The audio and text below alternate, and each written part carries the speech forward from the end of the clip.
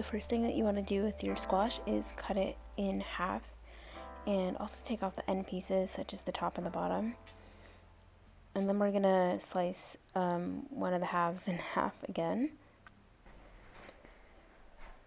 Now I'm gonna cut the squash half into even vertical slices, and then we're gonna flip it around and do the same to make perfect cubes. The smaller they are, the faster they will cook, so keep that in mind when you cube your squash.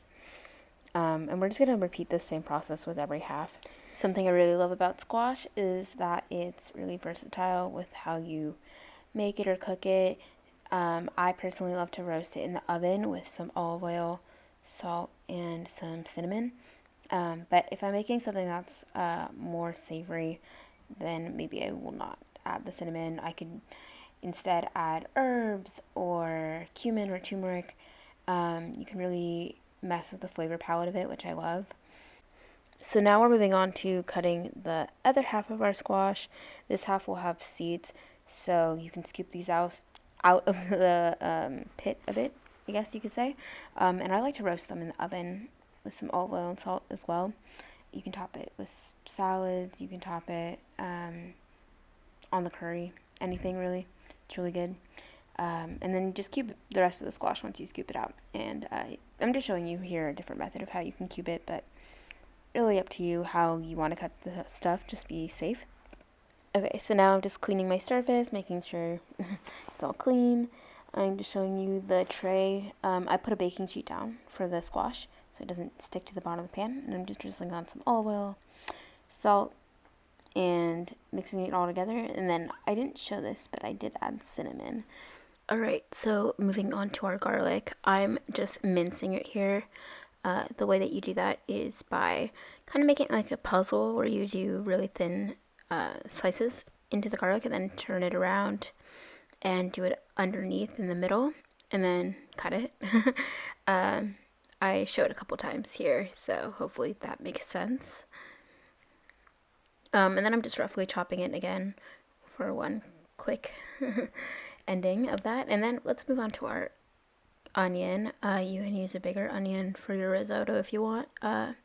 This is the only one I had on hand, so I just used it, but I definitely like adding a lot of onion to risotto, so feel free to add a large onion, not a medium small one. And so we're doing the same process as the garlic in here. We're doing really thin slices, cutting a kind of slit in the middle of it, and then going again and dicing it. And this just is a really quick and easy method. Saves you a lot of time. Also is a lot safer probably than the way that you've been doing it if you haven't been doing it this way. And then we're just gonna heat up a pot with some oil. Once it's getting like warm and hot and bubbling a little bit, then we can add our garlic and onion. Give it a good stir. And if you're not using veggie stock but using veggie bouillon, I'm just putting in a large spoonful of that into the pot right now. And incorporating it into the onion and garlic and just giving it a good mix. Maybe mix it not with a middle spoon, but with a spatula. But yeah, I'm also adding some water just to simmer that a little bit more. We're obviously going to add more water later on. This is just to like really get the aromatics fragrant and release a lot of their flavor. So now I'm just adding in the risotto. I made a really large batch here, so you probably don't need to do as much as I did. I think I ended up doing like 3 or 4 cups because I was making it for a lot of people. But, 1 cup of risotto rice actually goes a really long way, so you probably don't need more than 1 cup of rice. Really adjust the portions based off how much you want though. Also, obviously I'm adding more water here again, giving a lot of mixes, don't want it to burn. Make sure to also check your proportions of water to rice based off how much rice you end up cooking, because it does matter. Alright, so now I'm adding in some lemon juice. Lemon juice is really good in risotto. It gives it this really good acidity to it. Also, we're going to add in some white wine. That is obviously optional if you can't purchase it. but I personally think that white wine tastes amazing in a lot of Italian food, such as pasta and rice and even soups. So I'm gonna add it here. I added honestly a generous amount just because I really do love how it balances out the rice dish, which is a really rich dish. Okay, so for our herb flavoring, I'm adding in fresh rosemary. You could do dried rosemary. I just had a lot in my yard, so I decided to go with fresh. Also, some fresh parsley. Yet again, you can do dried. I just think that fresh herbs are really tasty and bring out the flavor more in the dish. They're also prettier, so up to you.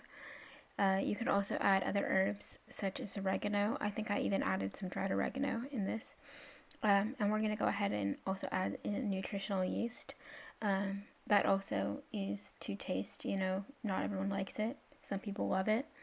And this is another optional thing I'm also adding is vegan mozzarella cheese. I normally don't add vegan cheese. I normally don't feel like it needs it, but because I had it on hand, I was like, why not? Let's make it extra cheesy. So that's another fun optional ingredient. And lastly, just adding in our roasted butternut squash.